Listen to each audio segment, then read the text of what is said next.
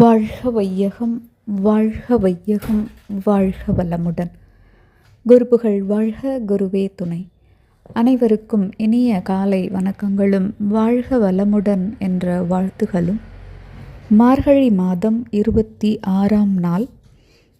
இன்றைய கவி அறிவின் அமைதி என்ற தலைப்பில் அமைந்துள்ளது. கவியை காண்போம். பேரறிவு, சிற்றறிவு, புலனறிவு இவை மூன்றும் பிறழாது ஒன்றோடு ஒன்றிணைந்து செயலாகும். பேரறிவு, சிற்றறிவு, புலனறிவு இவை மூன்றும் பிறழாது ஒன்றோடு ஒன்றிணைந்து செயலாகும். சீரமைப்பின் அளவொக்க சிந்தைக்கும் உடலுக்கும் சிறப்புண்டாம். சீரமைப்பின் அளவொக்க சிந்தைக்கும் உடலுக்கும் சிறப்புண்டாம். இனிமையும் அமைதியும் உளவாழ்வாம். இனிமையும் அமைதியும் உளவாழ்வாம் என்று அருட்தந்தையவர்கள் இக்கவிதையில் கூறியுள்ளார்கள். அருட்தந்தையவர்கள் இன்றைய கவியில் 3 அறிவு நிலைகளை நமக்கு உணர்த்தியுள்ளார்கள். புலனறிவு, அதாவது மனிதனுடைய ஐம்புலன்களின் வழியாக அந்த 5 புலன்களுக்கு உண்டாகின்ற அனுபவங்களின் அடிப்படையில் அவை நமக்கு உணர்த்துகின்ற செய்திகள் அல்லது உணர்வுகள் புலன் அறிவு. அதன் மூலமாக புலனின் தேவையாக புலன் உணர்த்தி நாம் செய்கின்ற செயல் அல்லது புலன் உணர்த்துதல் மூலம் நாம் புரிந்து கொள்கின்ற கருத்து.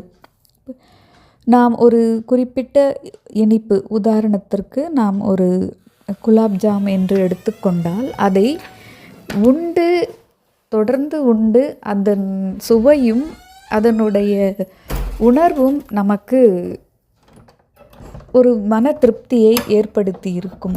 அதன் வழி இந்த நாவானது ஒரு உணர்வை நமக்கு கொடுக்கிறது. அந்த குலாப் ஜாமுனை பார்க்கும் பொழுது இது இப்படித்தான் இருக்கும், இந்த நேரத்தில் இதை உண்டால் உனக்கு நன்றாக இருக்கும் என்று பிற்காலத்தில் தனக்கு ஏற்பட்ட அனுபவத்தையும் வைத்து சில செய்திகளை நமக்கு உணர்த்தும். ஆக இதை போன்ற செயல்கள் மனிதனின் புலன்களில் பதிந்துள்ள இந்த தன்மைக்கு ஏற்ப அவனுடைய அறிவு இயங்கும். இதுவே ஒருவர் தொடர்ந்து இறையை வணங்கி தன்னுடைய புலன்களுக்கு இறை செய்திகளை கேட்டும் பாடியும் அல்லது சிறப்பை உணர்ந்தும் பதிய வைத்திருந்தார் என்றால் அந்த புலன்கள் இறைத்தன்மை சார்ந்த செய்தியை நமக்கு உணர்த்தும். அதை போலத்தான் ஒவ்வொன்றும் புலன்களை நாம் எதற்கெல்லாம் பயன்படுத்துகிறோம், எவ்வாறு பழகி இருக்கிறோம் என்பதற்கு ஒக்க அந்த புலன்கள் நமக்கு வழி நடத்தும். இதை புலனறிவு என்று அருட்தந்தையவர்கள் கூறுகின்றார்கள். அதோடு மனிதனுக்கு உண்டான அறிவு என்பது 6 அறிவு என்ற சிந்தனை மற்றும் அனுமானத்தின் அடிப்படையில் அவனுடைய அறிவை அவர் வகுத்துள்ளார்.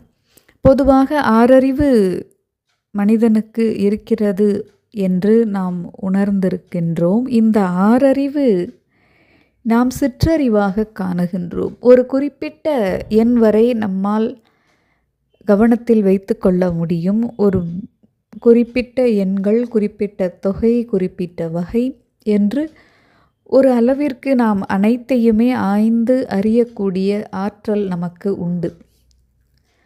எல்லா கோணங்களிலும் நம்மால் சிந்திக்க முடியும், அதிலிருந்து அறிவை பெற முடியும். ஒவ்வொரு மனிதனின் அறிவும் ஒவ்வொரு வகையில் மிகவும் சிறப்புற்றதாகவும் அதே சமயத்தில் ஒவ்வொருவரின் அறிவும் தனித்துவம் மிக்கதாகவும் இருக்கின்றன.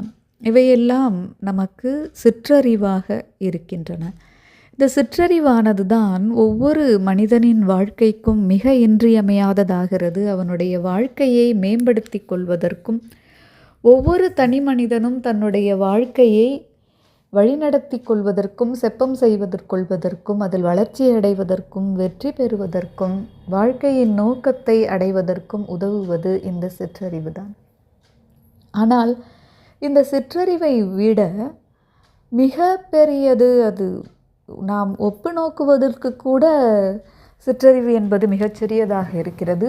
ஏனெனில் சிற்றறிவு என்பது ஒரு தனிமைப்பட்ட மனிதனாக, ஒரு தனி உயிரினத்தின் செயலாக அது இருக்கிறது. ஆனால் பேரறிவு என்பது இந்த அண்டம் முழுவதுமாக உள்ள அத்துணை தோற்ற பொருட்கள், உயிரினங்கள் அனைத்திற்கும் சார்பாக அது இயங்கிக் கொண்டிருக்கிறது. இந்த பிரபஞ்சத்தில் உள்ள அனைத்து பொருட்களிலும், அனைத்து உயிரினங்களிலும் இருக்கக்கூடிய அத்துணை சிற்றறிவுகளுக்கும் அது மொத்த தொகுப்பாக, பேரியக்கமாக அது இருக்கிறது. அதனால் அது பேரறிவாகிறது.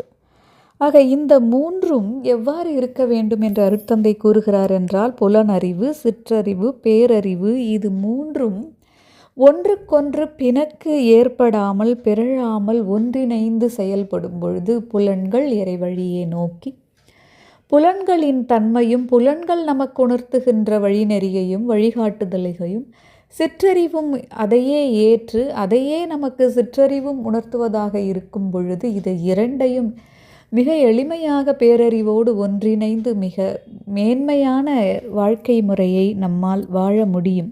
ஆனால் புலனறிவு என்பது சிற்றின்பங்களில் ஈடுபட்டு அது புலன்மயக்கத்திற்கு ஒரு தற்காலிக மகிழ்ச்சியை மட்டும் ஏற்படுத்தக்கூடிய கருத்துக்களை உங்களுக்கு கூறுவதாக இருந்து, சிற்றறிவு என்பது நாம் ஒரு நல்வழியில் செய்யக்கூடிய அறம் சார்ந்த அறநெறி வாழ்க்கையை வாழக்கூடிய அறிவின் தன்மையாக சிற்றறிவு வெளிப்படுத்தி இருந்தால் இரண்டிற்கும் பிணக்கு உண்டாகும்.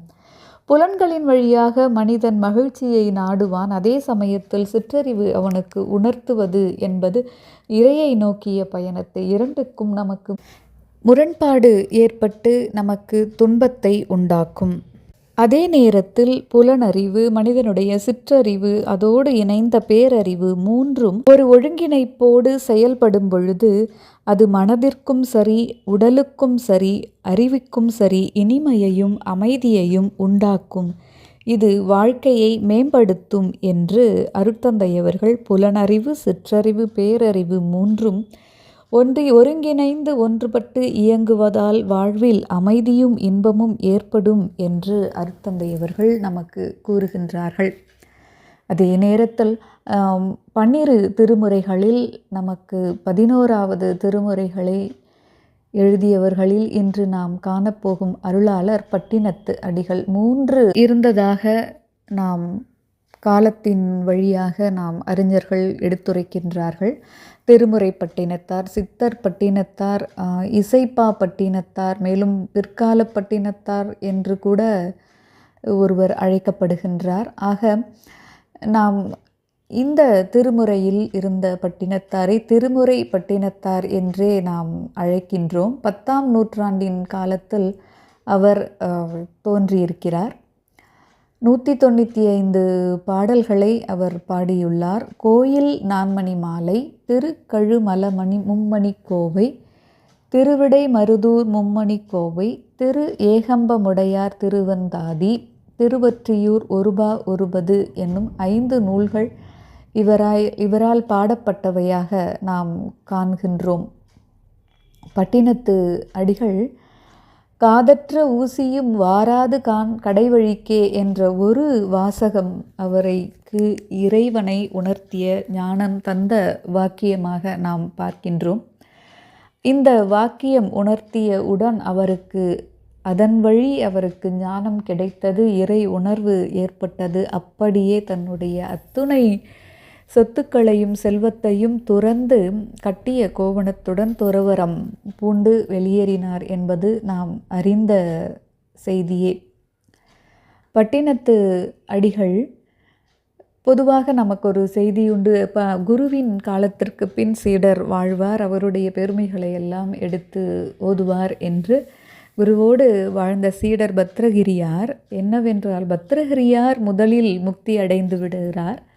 அதன் பிறகு பட்டினத்து அடிகள் திருவெண்காடு, சீர்காழி, சிதம்பரம் போன்ற பல சிவத்தலங்களுக்கு சென்று பாடிய பாடல்கள்தான் அனைத்தும் நமது சைவ திருமுறைகளில் 11ஆம் திருமுறை தொகுப்பாக வைக்கப்பட்டுள்ளன. அவைதான் நான் முன்பே கூறிய கோயில் நான்மணி மாலை முதல் திருவொற்றியூர் ஒருபா ஒருவது வரை. பட்டினத்து அடிகளின் பாடல்கள் எளிய வார்த்தைக்கும் அரிய பொருளும் கொண்டவை என்றால் அவை மிகையாகாது. தன்னுடைய இறுதி காலத்தில் திருவொற்றியூர் வந்து சேர்ந்த பட்டினத்து அடிகள் அங்கேயே ஒரு கடற்கரையில் சிறுவர்களுடன் சித்து விளையாடியபடி தன்னை மண் மீது மூடச் செய்து மறைந்து சமாதியானார் என்று கூறுகின்றார்கள். அவர் மறைந்த இடத்தில் லிங்கம் ஒன்று இருப்பதாக கூறப்படுகிறது. எனினும் அவருடைய பாடல்கள் என்பது நமக்கு எப்பொழுதும் இறை உணர்வை ஊட்டுவனாகவே இருக்கின்றன என்றால் நாம் மிகையாகாது. அத்துணை சிறப்பான பாடல்களையும் பல்வேறு வாழ்க்கையின் யதார்த்தங்களையும் நமக்கு உணர்த்தி இறை உணர்வு பெற்று வாழ்வதற்காக நமக்கு வழிகாட்டியவர்தான் பட்டினத்தார்.